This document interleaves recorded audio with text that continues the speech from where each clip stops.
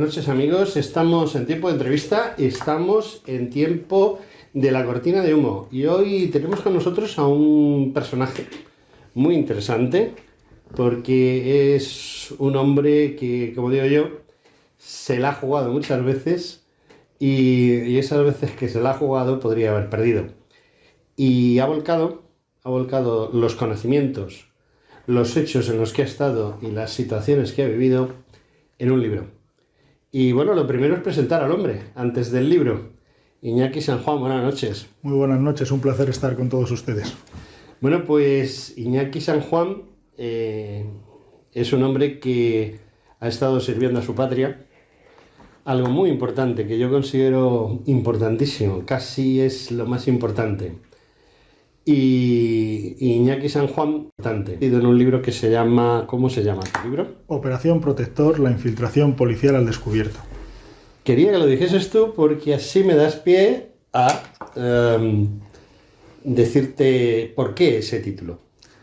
Bueno, Operación Protector es una historia que tuve el honor y el orgullo de vivir, que versa sobre unas informaciones que se reciben de los mismos atentados de las células yihadistas en Bataclan y con esas informaciones tan sumamente peligrosas e importantes se monta una operación encubierta, principalmente en la Costa del Sol, en la que se introduce un agente encubierto para evitar un atentado similar en España. La infiltración es totalmente diferente a la que estamos acostumbradas, ya que en esa operación ayudan servicios secretos españoles, incluso las mafias rusas o irlandesas, a introducir a la gente encubierto con una misión que es evitar el atentado. Bueno, deduzco pues y entonces que tú has estado viviendo operaciones sumamente peligrosas porque la mafia rusa es peligrosa o otras mafias, pero suele ser gente que después de todo lleva algo dentro de la cabeza, mientras que mi experiencia con los musulmanes radicales es que no piensan, simplemente actúan. Ese es quizá el peligro mayor que tuvisteis o que tuvieron los protagonistas del libro. Bueno, José Antonio, la infiltración en ese libro se cuenta, hay una cosa que es muy novedosa y que ha gustado mucho, que es el proceso de formación de las pruebas que le ponen a la gente encubierto, tanto físicas, de resistencia física con el Grupo Especial de Operaciones, con el GEO de la Policía, que tú conoces, y también el tema de pruebas de resistencia psicológica, que actores cuando lo ven pues les choca mucho de que a veces son más complicadas las psicológicas que las físicas. Y después, ya una vez que comienza la acción, pues tiene una cosa novedosa, que esa infiltración por ejemplo, con los objetivos con los que se infiltran no eran los verdaderos objetivos de la operación, sino únicamente generar una cobertura para que los terroristas, estuvieran donde estuvieran, creyeran que ese agente encubierto era el verdadero traficante de armas. Todo lo que hay en una infiltración, la actuación del agente encubierto, aunque la gente no lo sepa, es un 10% del éxito de la operación, y sin embargo todo el éxito lleva la palabra cobertura, en el que trabajan muchísimas personas. Estamos acostumbrados a ver películas en las que el infiltrado está solo, y eso nunca ocurre así. Tiene un equipo de personas detrás, y como suele pasar en el Centro Nacional de Inteligencia, en la Guardia Civil, en la Policía o en los compañeros de las Fuerzas Armadas, lo que te da la victoria y lo que te da el éxito siempre, la victoria y lo que te da el éxito siempre es el equipo humano. Pues en las infiltraciones pasa exactamente lo mismo. Sí, porque las películas nos retratan a un James Bond, sí, a alguien que actúa solo, que tiene superpoderes, varita mágica y una bola de cristal con la que sabe lo que va a pasar. Eso ya sabes, José Antonio, que nunca pasa así. Eso no pasa nunca así. Exacto. Aparte de que hay una frase famosa mía, bueno, no es mía, pero yo la uso mucho, lo de que si algo puede ir mal, irá peor. Efectivamente. ¿Y eso pasa mucho?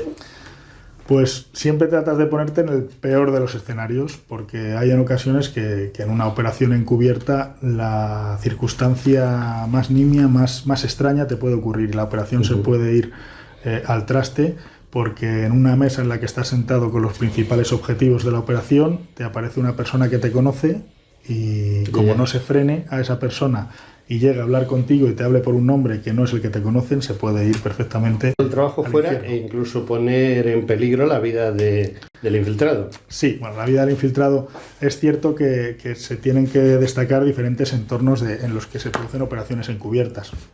Normalmente dentro del entorno de narcotráfico o similar hay un riesgo muy evidente, pero no sobre la vida de la persona, del compañero infiltrado. Normalmente ese riesgo suele ser o porque se equivoquen y piensen que les vas a volcar, que es la palabra decir a robar.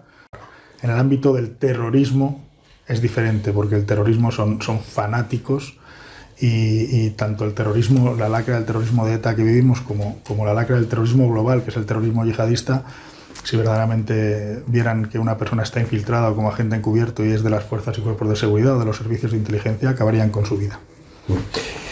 ¿Hay muchos voluntarios, muchos dispuestos a jugársela? ¿Hay muchos voluntarios, muchos dispuestos a jugársela? Bueno, es algo que también se desconoce, pero para ser infiltrado o para ser agente encubierto, que son figuras diferentes, aunque se han utilizado siempre igual, pero son diferentes, es cierto que tiene que ser voluntario. No se puede obligar a nadie a realizarlo y en mi escasa experiencia profesional, que no llevo tantos años, sí que es cierto que siempre se presentan voluntarios. España tiene un valor añadido, aunque no se lo crea la gente, que tiene unas fuerzas y cuerpos de seguridad, unas fuerzas armadas, un servicio de inteligencia en el que para las cosas más duras o difíciles siempre hay voluntarios. Y ese es un valor que hay que poner siempre en buena medida. Sí, bueno, eso refrendo y digo que es verdad. Sí. O sea, mi experiencia... Ya lo sabes que es verdad. Es que cuando se dice que dé un paso al frente un voluntario, normalmente dice, bueno, pero vais a dar el paso... No sé, ya lo hemos dado todos. Sí. Ese es el España tiene un valor añadido que es eso, y verdaderamente en ocasiones pueden salir cosas mejores o peores, pero que por esa índole que tienen esas fuerzas y cuerpos de seguridad españolas, ese ejército español, si puede salir bien, va a salir siempre bien, por ese factor humano que tiene. Oye, te iba a preguntar, ¿hasta qué punto tu libro es fantasía y hasta qué punto es realidad? Bueno, me lo han preguntado muchas veces, es una historia que yo tuve el honor de vivir. Sí, pero no puedes contarla. Se han cambiado nombres, se han cambiado circunstancias y se ha metido a veces de ficción, sobre todo para seguir una sucesión de eventos, pero la mayor parte de lo que se cuenta es realidad y lo viví, a lo bueno y a lo malo, que por supuesto en ocasiones fallamos, y fallamos a lo mejor en cosas que cuando las ve el lector, o tú, José Antonio, que has estado en circunstancias complicadas, vas a decir, pero un tío con esa preparación puede fallar en eso. Pues a veces en lo más tonto se falla. En lo principal no se falla, en lo que dices eso, y en lo más tonto se puede fallar y se cuenta como sucede, y el propio lector puede decir, pero bueno, y este fallo pues a veces sucede por el estado de tensión o por la adrenalina que tienes acumulada, y yo asumo el mea culpa que muchos de esos fallos fueron míos. Los fallos existen, naturalmente. La mala suerte existe, también hemos hablado de ella. Sí. Pero ¿hasta qué punto la preparación influye? La preparación influye, sobre todo en una operación abierta, influye bastante porque vives en una incertidumbre permanente y tienes que tener una capacidad de adaptación constante a lo que te va a pasar. Yo siempre digo que cuando estamos sentados en una mesa, el agente encubierto, el infiltrado de la policía o de la Guardia Civil, está sentado en una mesa con los malos, ahí nunca va a haber un fallo, nunca, porque está formado para ese momento y nunca va a haber un fallo. El problema viene en lo posterior, en el momento de relajación. Cuanto menos estés en ese periodo de relajación, en ese periodo en el que ya has negociado todo y ahora viene la juerga, por decirlo así. Esos son los peores momentos de una operación encubierta, porque todo lo que dices, sea como excusa, sea como cobertura tuya propia, debe de ser comprobado, y eso es extremadamente complicado controlarlo. Entonces, la formación de un infiltrado, de un agente encubierto, aparte de esa resistencia física por lo que pueda pasar, debe tener una capacidad psicológica brutal, pero sobre todo de adaptación a los acontecimientos que se puedan producir en una décima de segundo, brutal, pero sobre todo de adaptación. Eso es lo principal en lo que se forma. Y cada agente encubierto infiltrado, las pruebas que se cuentan en el libro van a ser diferentes a las que van a hacer hoy las personas que puedan entrar en determinados entornos. Se ve la personalidad del infiltrado, muy importante, y se ve, por supuesto, que es lo principal, el entorno criminal o terrorista en el que va a introducirse, y conforme a eso se le generan unas pruebas diferentes a unos de otros. Yo siempre he pensado que es muy interesante que el que se mete ahí dentro, el que está jugándosela, la personalidad que se le cree sea una personalidad lo más cercana posible a la suya real, porque eso evitará en todos los medios de que cometa errores, ¿no? Claro, cuanto más la acerques a ese límite de incluso de su vida real, de su vida o de circunstancias que él haya vivido, va a ser mucho más sencillo que las asuma. Sí es cierto que en ocasiones eso es muy difícil, porque por ejemplo si en narcotráfico tratas con entornos criminales que son de fuera de España, pues tienes que generarle un perfil que se acerque a lo que va a suponer esas reuniones, y eso es complicado. ¿Cómo se realiza? Pues se realiza con un periodo de formación y como te he dicho, José Antonio, sobre todo generándole una cobertura, que hay un equipo específico en que le crea un pasado, un presente y un posible futuro, incluso, aunque no se llega a ese futuro, pero lo tienes creado. Y muchas pruebas y mucho sacrificio y mucho esfuerzo hasta que verdaderamente esa gran mentira que crean las fuerzas y cuerpos de seguridad o el servicio de inteligencia, esa gran mentira, parece tan verdad que hasta el propio agente encubierto se la cree. Sí, hay veces que confunden a lo mejor la realidad con la ficción. Bueno, la realidad siempre supera la ficción, es lo que siempre cuento en el libro. La realidad a veces estamos acostumbrados a ficcionar determinadas circunstancias que no ocurren así. Siempre cuento que un policía infiltrado en ciertas películas dando tiros en el aire cae en un capó de un coche y no se hace nada. Tiros en el aire, cae en un capó de un coche y no se hace nada. No, eso no ocurre. Ningún policía, ningún guardia civil y ninguna persona que esté bien de la cabeza y sea normal se va a tirar desde un tercer piso, ni dando tiros ni no dando tiros. Va a bajar por las escaleras. Por eso lo que ocurre, la realidad siempre va a superar la ficción. Es cierto que en ocasiones pues hay que hacer cosas y tienes que asumirlo que van a ser muy complicadas, tanto en ese momento como en momentos posteriores, pero tienes que estar preparado para eso. Cuando reflejas la actividad del hombre infiltrado en tu libro, hay algo que es muy importante, y es que yo entiendo que el infiltrado tiene que tener una característica fundamental y especial, y es no depender de una familia.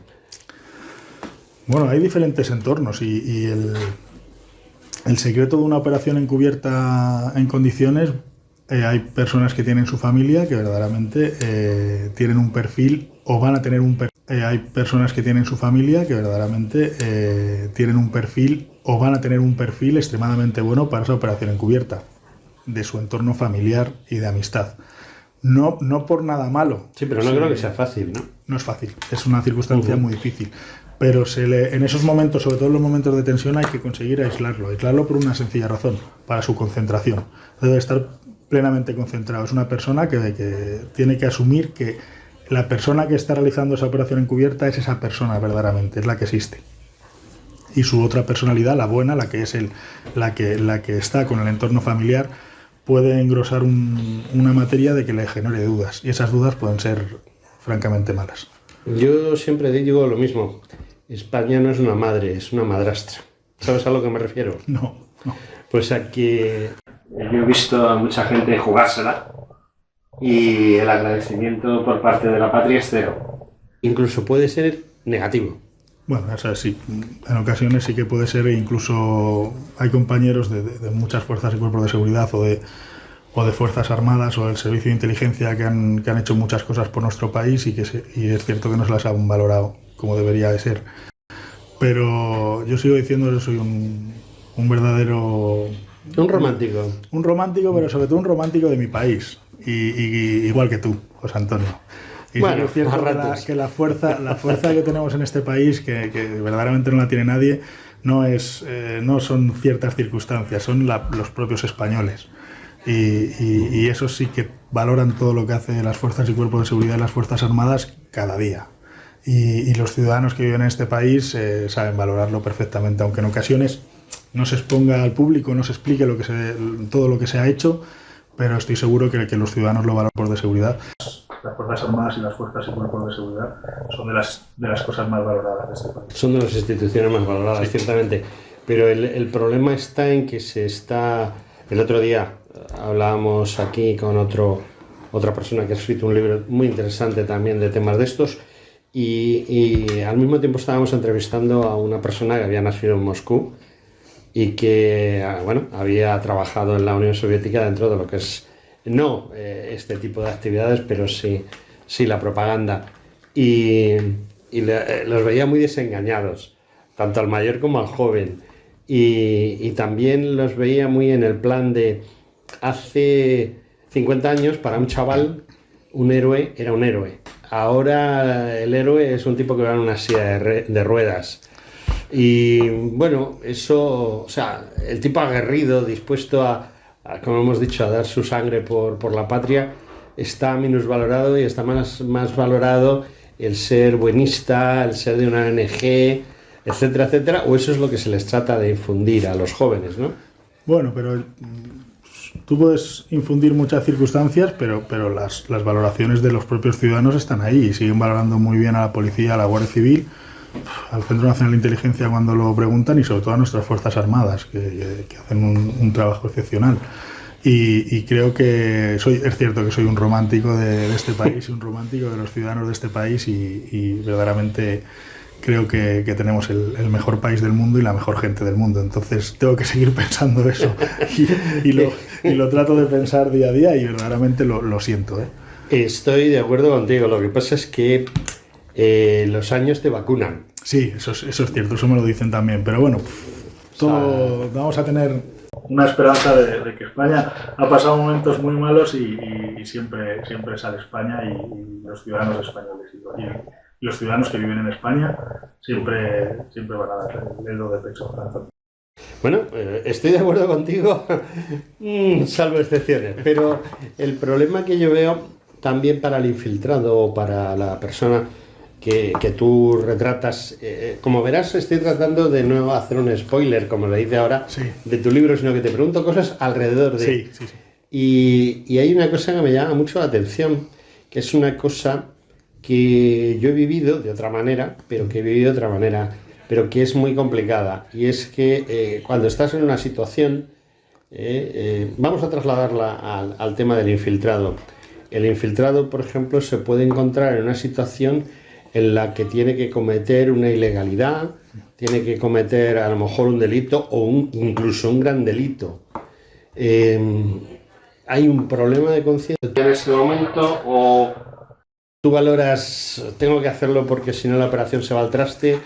Hay una película en la cual, no sé si tú la recuerdas, hay un problema de que con un dron tienen vigilados a unos terroristas, tienen la posibilidad de asaltar la casa donde están los terroristas desde otro dron, y toda la película se basa en las disquisiciones entre varios políticos, una coronel y un general, ¿no?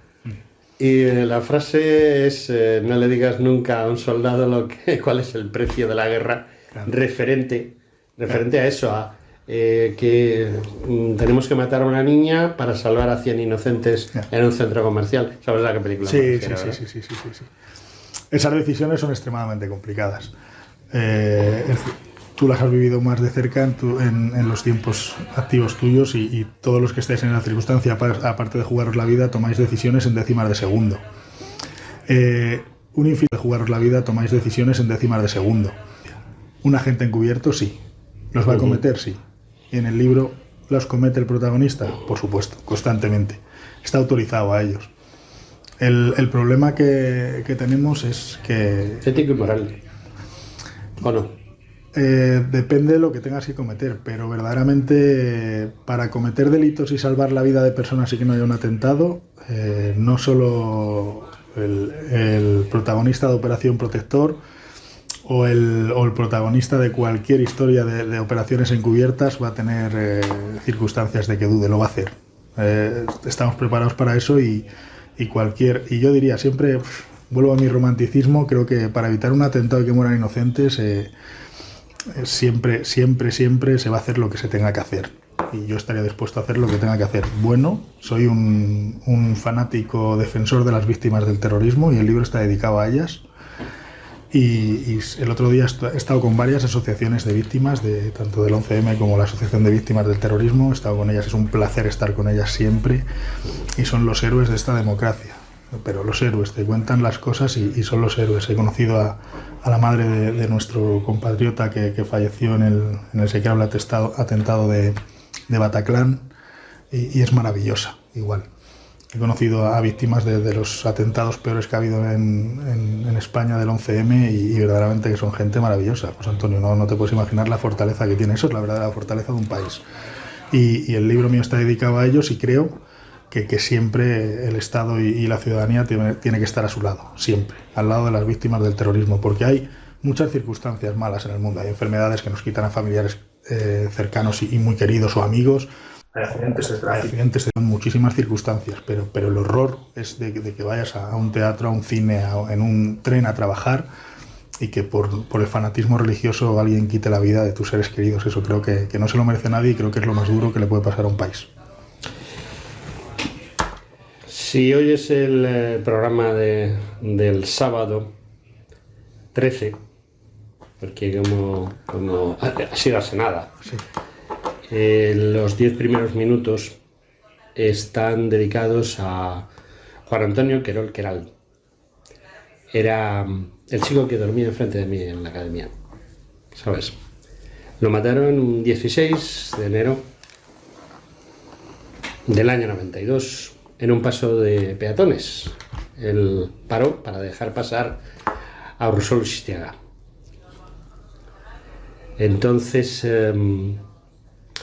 lo que estás contando es muy duro, es muy difícil de Muy asumir. duro y es, ¿Sabes? y es durísimo, lo seguimos sufriendo y pues es otro de los héroes que tenemos en nuestra democracia. Era amigo tuyo, tu compañero, tú eras muy cercano a él y sabes Sí, de lo que era el hombre al que yo veía todas las mañanas cuando me levantaba. Pues esa persona es uno de nuestros héroes y sus familiares y amigos deben de tener siempre nuestro máximo respeto y siempre estar en nuestros corazones y nunca fallarles, porque gracias a esas víctimas del terrorismo, aunque lo veamos muy lejos de todo tipo de terrorismo, la sociedad está aquí y es en gran medida esos héroes que perdieron su vida por esa lacra. Yo personalmente he estado, como tú bien sabes, en algunas situaciones Muy difíciles. en las cuales me ha dado la oportunidad de valorar y pensar. Difíciles sí, pero también esos momentos de calma en los que piensas. Y yo he llegado muchas veces a la conclusión de que muchos terroristas son meros instrumentos. Los terroristas son meros instrumentos.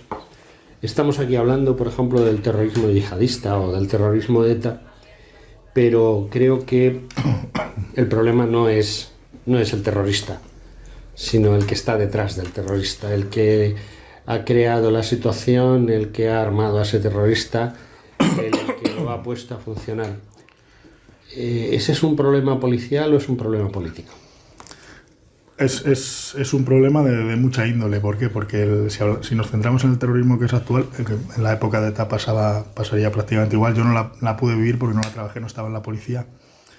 Pero en el terrorismo yihadista, que es un terrorismo global, pues como bien dices, José Antonio, hay un cambio de circunstancia cuando aparece el Estado Islámico, el Daesh. Es decir, hay una circunstancia de que nos hacen forma de trabajar a las unidades antiterroristas, porque tienen un aparato de propaganda que es brutal y es cierto que tenemos que cambiar la forma de dinamizarnos. Ya no hay organizaciones o células, que son las más de potencia destructiva, pero puede haber individuos terroristas individuales, los que llaman los medios de comunicación los lobos solitarios, muy difíciles de detectar, pero que te quitan la vida de una persona en un momento. Y las fuerzas y cuerpos de seguridad y el Centro Nacional de Inteligencia trabajamos constantemente para eso. Y a veces hay que asumirlo y fallamos. Bueno, pues hay que intentar no fallar. España sí que tiene una cosa muy buena, que no la tienen otros países en el ámbito de la lucha del terrorismo yihadista, que son las operaciones preventivas. A veces me preguntan, ¿eso de preventivos antes de que suceda? ¿Que Minority Report? Una vacuna. No, claro. Digo, no, es cuando tienes los indicios criminales necesarios, lo neutralizas a las amenazas, sea una célula o sea un terrorista individual. Y las unidades policiales son reflejo en muchos países de Europa que no trabajan así y se están dando cuenta que es el éxito de que España tenga un menor número de posibilidad de atentados reales yihadistas. Dicho esto, hemos tenido uno recientemente y verdaderamente pues cada vez que pasa lo pasamos francamente mal los que nos dedicamos a esto. Los lobos solitarios a lo mejor no son tan solitarios, sino que son gente enviada para un hecho concreto y pertenecen a un grupo, aunque a lo mejor ellos en un momento dado no lo saben, pero pueden saberlo, que están normalmente dirigidos por un país o por unos servicios secretos o por varios servicios secretos a la vez. Eso puede ser muy negativo para las operaciones encubiertas, porque resulta que tú estás trabajando, esto es una hipótesis, no es que sea realidad, pero tú a lo mejor estás colaborando con un servicio secreto como el francés y resulta que el servicio secreto francés está colaborando con el servicio secreto marroquí para hacer algo en España. No, eso es muy complicado. Yo en la época que llevo no lo he vivido nunca. No lo he vivido, pero se puede... Sería extremadamente complejo y sería algo extremadamente... Puede hacer fracasar una operación. No, puede hacer fracasar no solo la operación, puede hacer fracasar la geopolítica general si sucediera eso.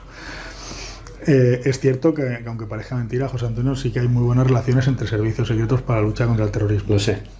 Lo sabes, por eso lo sé que lo tengo que decir.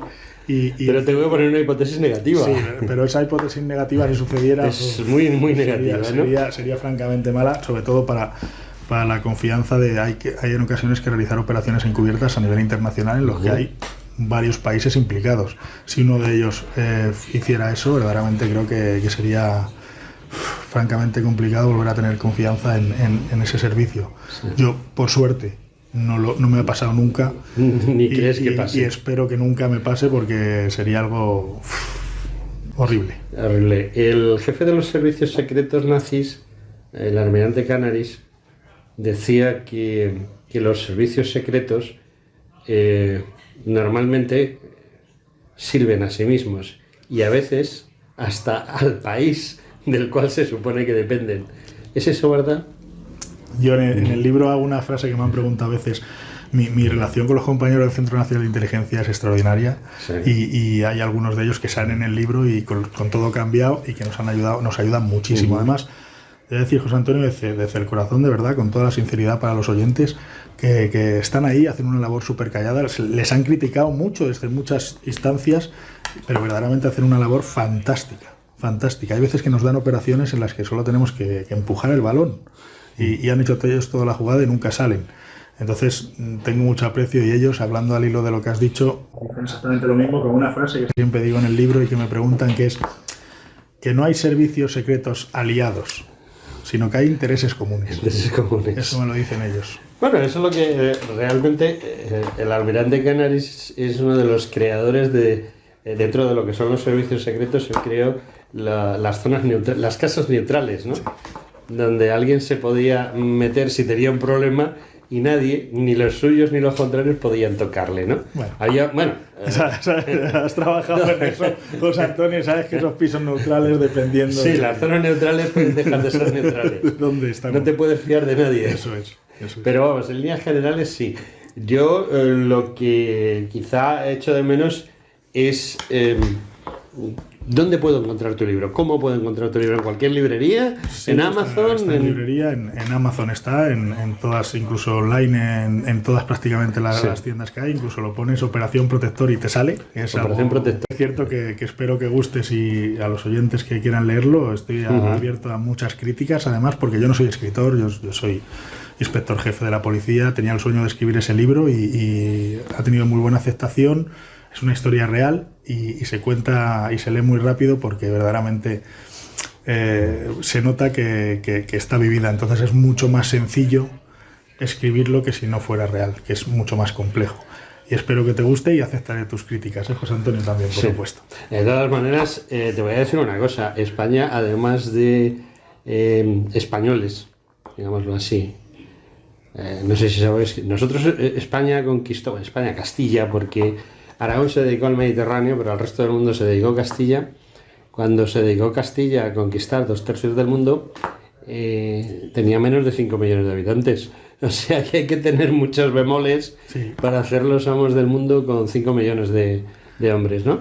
Bueno, de hombres y mujeres, y niños, y ancianos, o sea, ahí entraba todo. Y respecto a lo de que, bueno, vamos a ver, mira, para mí uno de los mejores escritores de España ha sido un soldado de infantería del Tercio Viejo de Nápoles, del Tercio de Nápoles en ese momento todavía, ahora Regimiento de Infantería Soria 9, un tal Cervantes. La Infantería de Marina Española dio un infante de Marina que es un tipo que hizo 2500 horas de teatro, un infante de Marina que se llama Félix López de Vega. También hubo un espía, bueno, un espía, secretario, no sé qué, de un señor muy importante que como era cojitranco y además no veía muy bien, pues no le aceptaron en la mili, ¿no? Pero que se llamaba Francisco de Quevedo. Y si queremos redondear, un cura famoso, pues fue sargento de infantería, don Pedro Calderón de la Barca. A esos niveles no llego, José Antonio. No, pero soy, te quiero decir un humilde policía nacional que ha escrito un libro de una historia que vivió y que me encantaría que la gente la supiera y le gustara. Y bueno, Cervantes empezó viviendo la historia. Ojalá, pero bueno, no creo que llegue a Cervantes, pero muy contento. No te tires para abajo porque Cervantes empezó de infante peleando, además en un barco, que era el de la infantería de tierra. Por eso tiene mucho mérito. Tiene mucho mérito, ¿no? Nosotros, un placer estar aquí, verdaderamente, José Antonio, un placer y dar a conocer este libro y que ojalá a los oyentes, si lo leen, les guste y ojalá que a ti te guste también. Seguro que me gustará. Próximo libro. Pues bueno, me lo han ofrecido, es una segunda parte que viví de esa misma historia, que la segunda parte puedo decir que es muy dura porque fue la frase que has dicho que me ha encantado y además dicha de todo lo que puede salir mal sale mal, pues en la segunda parte salió peor todavía. Salió peor. Entonces es extremadamente dura y está en ello, pero para más adelante. Bueno, esperemos que llegue pronto al papel, del papel a las librerías o a Amazon o a donde sea y que acabe en nuestras manos.